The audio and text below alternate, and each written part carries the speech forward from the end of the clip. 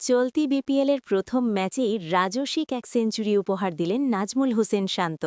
Century পূর্ণ হতেই সেই পরিচিত দৃশ্য, ভো দৌড়, তারপর লাফিয়ে উঠে উল্লাস, প্রিয় ব্যাটে ট্রেডমার্ক চুমু, এরপর গ্যালারিতে থাকা ভক্তদের দিকে ব্যাট উঁচিয়ে ভালোবাসা ছড়িয়ে দেওয়া। মুহূর্তটা আরও আবেগী হয়ে ওঠে যখন বড় ভাই মুশফিকুর রহিম এসে জড়িয়ে ধরেন শান্তকে। এই সেঞ্চুরি যে শান্তর জন্য একটু বেশি স্পেশাল তা তার চোখে মুখেই স্পষ্ট। উল্লাসের পর মাঠেই সেজদায় গিয়ে শুক্রিয়া আদায় করেন রাজশাহীর অধিনায়ক, যেন বলেই দিলেন, এই রান শুধু পরিশ্রমের ফল নয়, কৃতজ্ঞতারও প্রকাশ। প্রথম ম্যাচেই দায়িত্বশীল কিন্তু আগ্রাসী ব্যাটিং করেন শান্ত।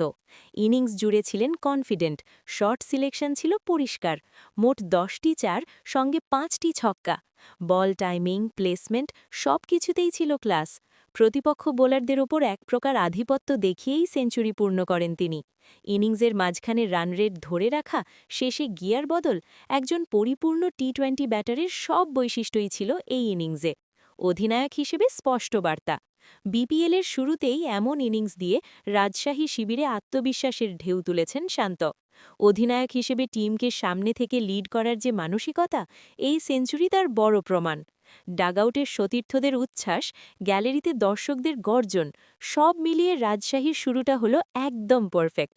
বিপিএল লম্বা টুর্নামেন্ট, কিন্তু প্রথম ম্যাচেই এমন রাজকীয় সেঞ্চুরি করে নাজমুল শান্ত বুঝিয়ে দিলেন, এই মরশুমে তিনি শুধু খেলতে আসেননি, শাসন করতেই এসেছেন। Double colon. সব ধরনের খেলার খবর পেতে সাবস্ক্রাইব করুন। সঙ্গে থাকুন খেলার পাতার।